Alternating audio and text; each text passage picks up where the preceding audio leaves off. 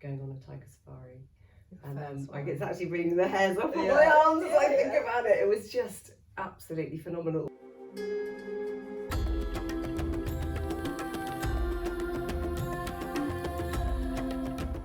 So what was it about India that drew you there? Why did you go to India in the first place? And what sparked your passion for the country? I kind of stumbled into the country actually. I was travelling for about a year, and I had a ticket over to Southeast Asia and then no ticket home, and kind of had to fill this sort of void and really wanted to explore. And I'd been in Nepal for a while, and one day I woke up and I thought, let's go to India. Caught a bus and trundled off overland into India, and then headed straight to Varanasi, which Oh was my word. That's quite a start, isn't it? That's like it was a bit of a mission full-blown, from the Nepalese border, but yeah. What were your first impressions as you got off that bus? Well, it was quite similar to Nepal. I mean, you know Yeah. Nepal, don't you? Yeah. You grew up in Nepal. Yeah, We'll yeah, get yeah. to that. But yeah, very similar. But as then I approached the cities, of course, the cities compared to Nepal, you know, vastly different in comparison. And Varanasi, I mean, I could talk for hours about that, but it kind of blew my mind really, of how different to anything I'd ever seen in my entire life. That was, Wow. Yeah. But yeah, tell me more about, because I know you've sort of hinted a little bit about your past, but I've never really I didn't fully have talked to you. India on my destination list at all for when I thought about travelling abroad, until I was sitting with Mum and Dad and umming and ahhing about what I wanted to do, and I basically thought I wanted to actually work rather than just sort of travel around, and they knew this guy who owned a tiger camp in central India. So I went to meet him in London, had an interview, and I got this job as a manager of the camp. And of course my parents' history and their parents' history was very much Indian Army, and my dad was in the Gurkhas, so we were posted to Nepal for a lot of my childhood. And then we did a lot of travel as kids into India and Sri Lanka actually. So there was a lot of time spent with them saying, just, prepare for this and prepare for that, and there's going to be colour and smells and people and vibrancy and all of this sort of stuff. And I was like, right, okay, you're trying to put me off. Anyway, got on the plane and landed in Delhi. And as soon as that door opened and I walked down onto the tarmac, it was just like, this feels really familiar. It feels like home. And it felt like home. It was amazing. And so it was like all that kind of slight nerves and anxiety and worry about what it would be like. Would it be too overwhelming? Would it be too noisy? Would it be this? It kind of washed over me a bit. And it does, of course, take a couple of days to calibrate to India and its pace. But once that happens, it was just incredible. And I ended up then working at this camp in central India for 2 years in the end. Wow.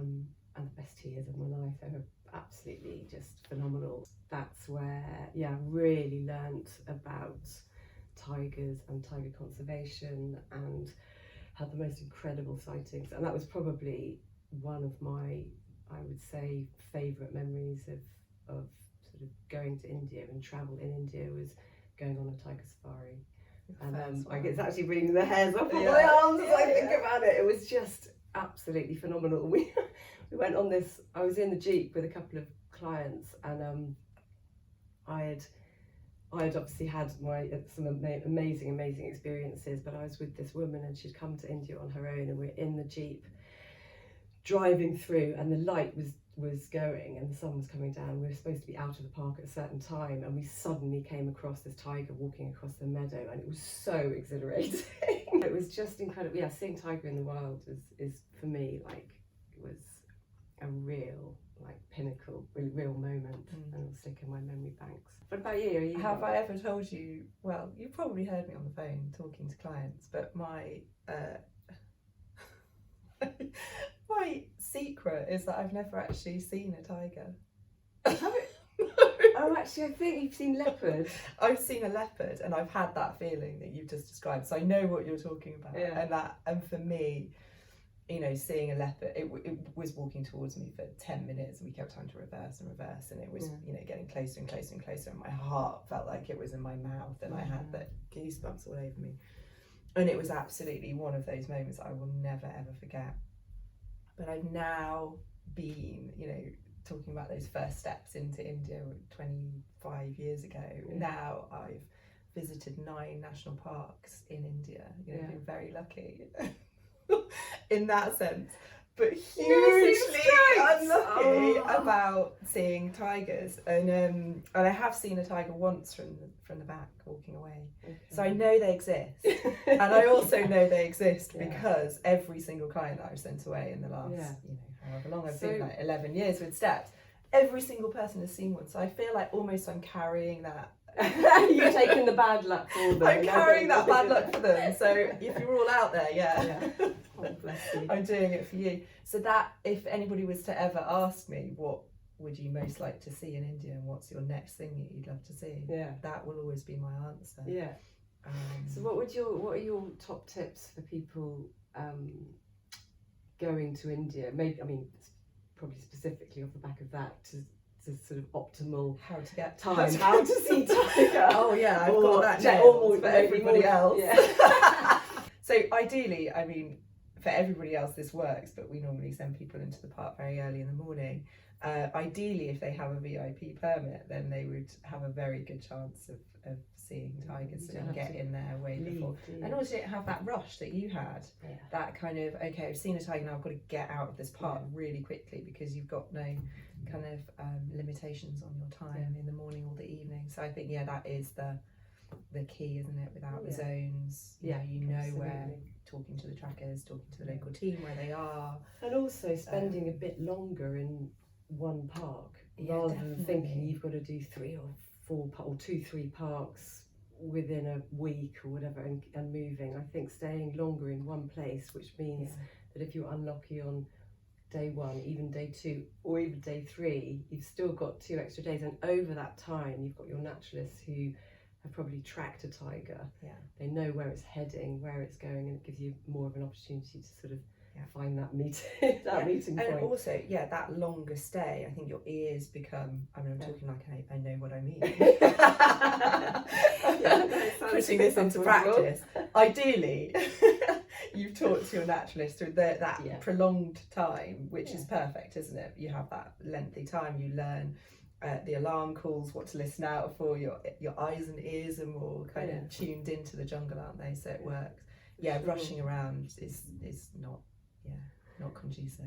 So, no, definitely. And I think on that note, I don't know, just thinking about general travel around India, I would always, and I know you do this as well, but you would always advise clients to not try and do too much within a limited amount of time. I mean, if you've got 3, 4, 5 weeks, then that's the luxury of time, but most people only have 2 weeks.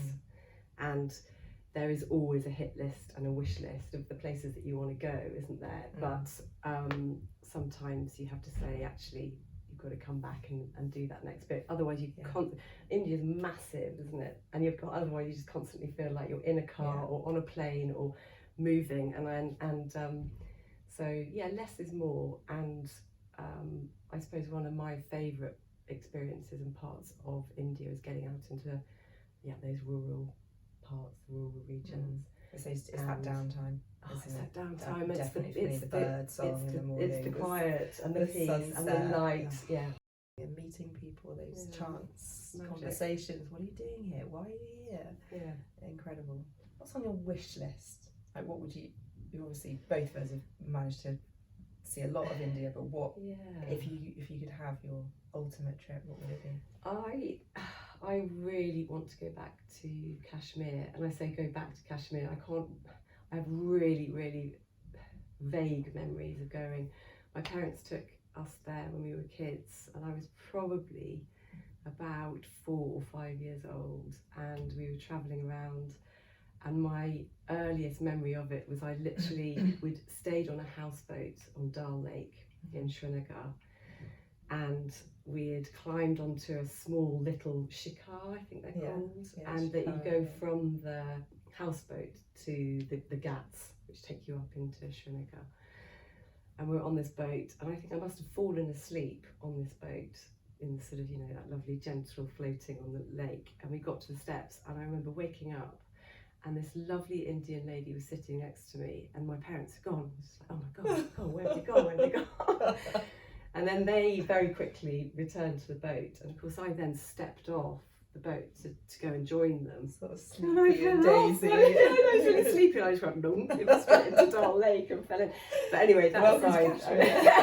But I would absolutely love to go back. I mean, it's been off the FCO advice for such a long time now, but there are lots of people I know who've been. We've got lots of people who live there. We've got a team who's encourages us to go.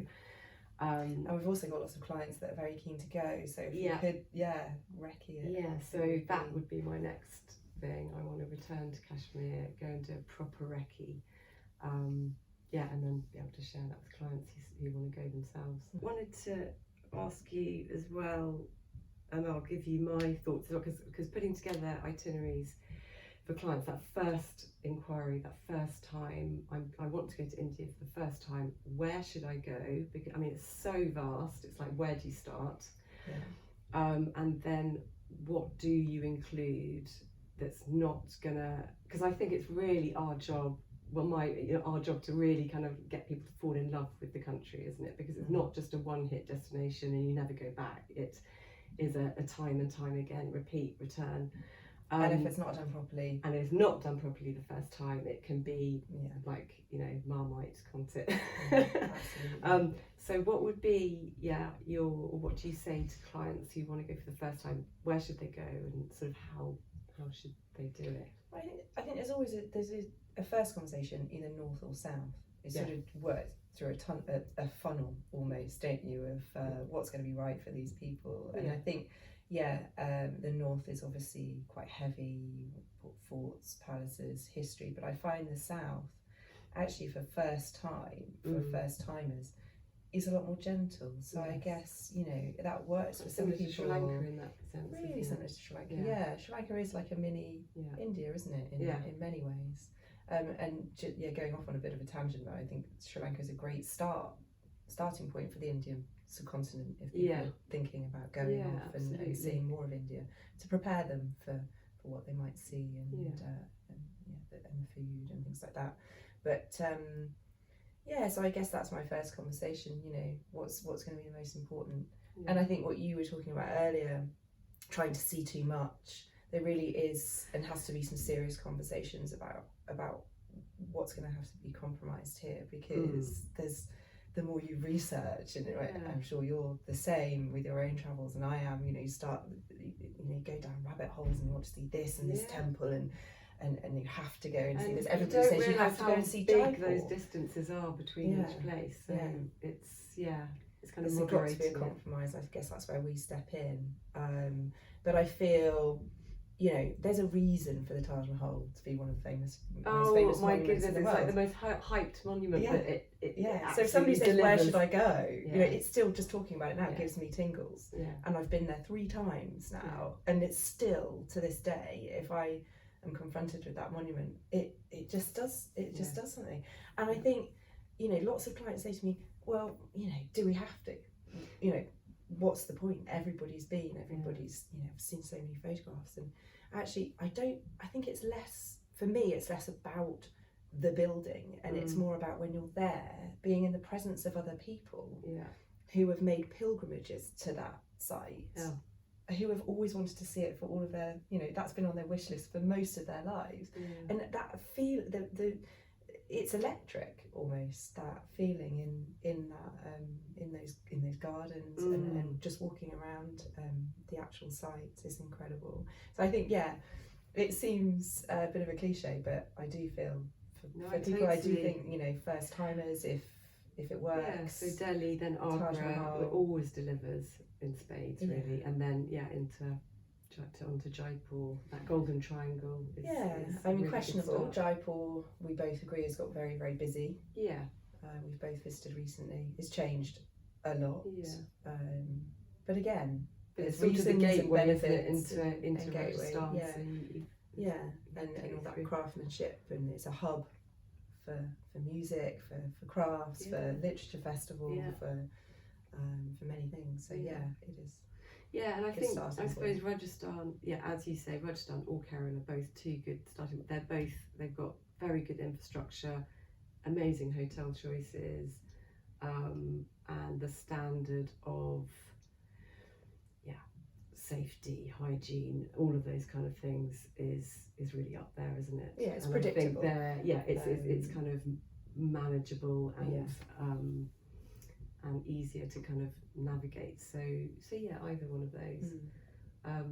And then I guess that return visit is depending on what your interests are. What have you organised recently for clients that they've come back and been buzzing about? Because that is one of the best things in our job, isn't it? When they come home and they say, this is amazing. There's this amazing experience in Jodhpur at the Marahangar Fort, and it costs a little bit more, but you can get these after hours experiences with the curator of the Fort Museum. So you basically go up at 5 p.m, everybody else has left, the curator meets you, and as the sun's setting over Jodhpur, it's just magical, and you stand on the ramparts of the fort overlooking Jodhpur, and you hear the noises of the city kind of floating up towards you, and it's just lovely, and it's just really peaceful, really calm, and of course you call the birds and they're sort of making their way back to their nests, and it's just so atmospheric and just really magic. And then you go for an hour privately guided tour of the fort, and the curator will take you through the different parts of the fort, the different galleries, the different sheesh mahals, the different palaces. And I think the most magical part of it was that we, and I organised this for my clients, they went into the Full Mahal, I think it was called, and it's basically this room adorned with tiny cut glass and mirrors, and the lights were turned off, candles were lit, and there was a guy sitting in the corner playing a santoor, which is like this really unusual Indian instrument, just him on his own. And he played for 5 minutes, and it was just like the whole room transformed, and it was this glittering display of lights and candles flickering and this amazing music. That's India. It's absolute and they best. Just got when they got back, and they just said that was the absolute highlight of our trip. They just really kind of incredible. So I was just stuff like that. It just really lifts and elevates so many memories, and and it elevates that experience just that little bit more, because if they could have just done the standard tour of the fort, which is interesting. It's a great fort, isn't it? And it's very well organised. Yeah. But actually to get under the skin of it, because it is yourself, quite formally organised, isn't it? That fort, I think it's probably one of the best in Rajasthan. You could go around with just an audio guide, which they've set up, and it's been set up like that for many years, hasn't it? It's very well organised, but to feel it, and you're literally transported back to when the Maharaja was sitting there with us in that Full Mahal with the candles, and you just imagine him, contemplating how he was going to stop the Jaipur kind of attacking Jodhpur or something like that. Incredible. But that was amazing, and they loved and it. they absolutely loved it. That was just absolute highlight.